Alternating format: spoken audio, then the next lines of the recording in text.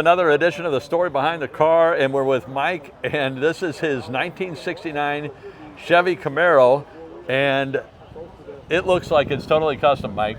Yeah, it's a little custom. A little, just a little. So tell me about your Z28. How long have you had it? Had it about 12 years, going on 13. Yeah. Started out with the Crate 502, kind of kept that, did some mods to it, put in twin turbos, had it repainted candy apple red. Oh, that paint is amazing. Thank you very much. Yeah. And what's the meat on the back end? How wide are those tires? Those are 1432 MTs. So it's pretty aggressively tubbed? Yeah, it's definitely a back half car, correct. Yeah. Yes.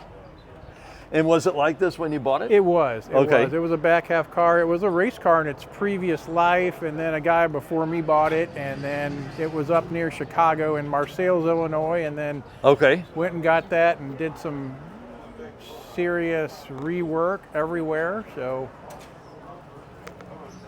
when you say rework, I think you said you had it painted, correct? Yeah, we redid the cage. There was some stuff in the floor pan, some rust we fixed, and some quarter panels and stuff like that. So it's all straight now, and it's an old interior. That's my next upgrade, to get the interior upgraded to something more modern, maybe leather or something. But yeah.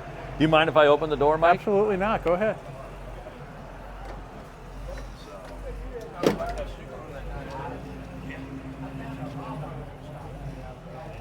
It looks like it's just hell on wheels when you're... It's fun. I'll put it that way. It'll scare you sometimes too. I bet. Even with those big tires on it, it does it get away from you if you're not careful? She can. Yeah. She can. And what drew you to it, Mike, as far as this is a unique car? I had a 69 Camaro when I was a kid at 16, and I've always loved them. So had some money back in the day and decided to get back into hot rodding. So yeah. And do you mind popping the hoods? No, Let us not see, at all. Not at all.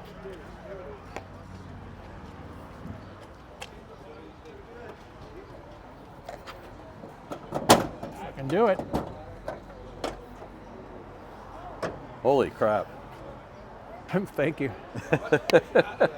Big block 502 with twin 78 millimeter turbos. Man. And were the turbos on it when you bought it? That was all added. Okay. Man, oh man. Thank you, sir. Appreciate it. And when you really get in it, does it make pretty beautiful sound? Yeah. Yeah. How much horsepower are you pushing out of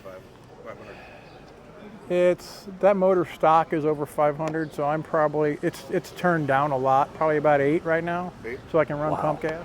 So it's designed for when I got full timing in it with some race gas. It's designed for around 12. That's not even compared to the cars people are building today. That's running 2,000 or more. Right. It's but this is an older build, and it's all analog, not digital. Still beautiful, man. Thank you. Appreciate it. Absolutely beautiful. Twin turbo. Mm-hmm. Is it okay if I open the door, Mike? See the drivers? And then we're going to have to hear it too. You're going to have Okay. with this much under the hood, we have to hear it.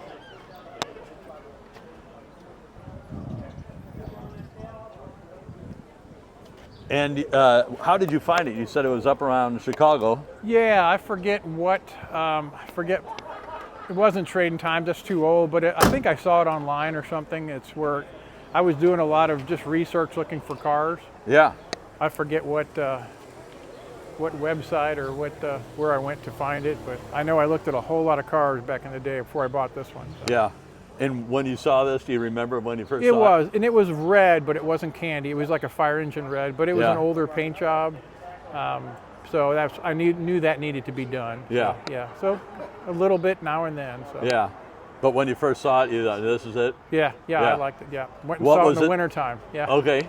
And what was it? The engine, the car? Everything. The guy. Yeah. It was just he had done a good build, and I knew it needed some work, but it was it was very straight and very clean, and it was advertised exactly what he said. So many cars, they'll tell you things about them, and then you find out those things are not really always accurate. Yes. So what's the best memory you've had in the car? Too many to count. Probably Yeah. cruising Wentzville. That's one of my favorites. To cruise when they close the road down out Yeah, there. that's such a great. Yeah, that's coming up in about a week. Yeah, it really Week is. from I tonight, won't I have believe. this one there because of I got some other things, but I plan on being there. So. Yeah, that's a week from tonight. Yeah. And any interesting stories? No, nothing really crazy. Yeah. Nothing that will incriminate me. I could probably say some, but I probably shouldn't. And do you mind starting it up, Mike? No, not a problem at all. I'd love to. Should I stay? Well, I'll tell you what. I'll stay here. Okay. Just to hear it, and then I'll go to the back end. Oh, the exhaust. Actually, I don't even have to go to the back end. You don't need to go to the back end. Yeah.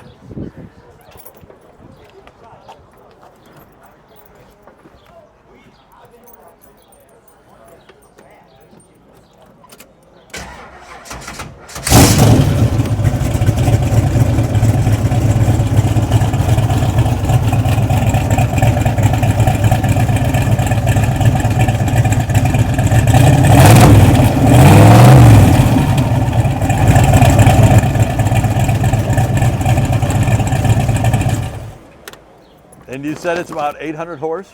Yeah, right now it's, like I said, I've got it tuned down, but Yeah. it's still stupid fast. So. Yes. Well, anything we should mention before we wrap things up, Mike? No, Tom, I appreciate you doing this. Thanks again, buddy. Yeah. What is the, I forgot to ask about the front tires. Yeah, it's a little skinnies. Yeah. I don't even know what size they're. 3.5. They need new ones because they're pretty much worn down. So. Yeah. That is crazy. And have you ever taken it out on the track? No, only because if that paint job gets ruined, it's got to be completely repainted. So. Yeah. Anyway, Yeah. I don't blame you. don't want to get out of the groove and tap a guardrail. Yeah. Well, Mike, thank you so much for telling us the story behind your car and sharing your car with us. Thank you. My pleasure, Tom. Thank Yeah. you, sir. You bet. Thank you.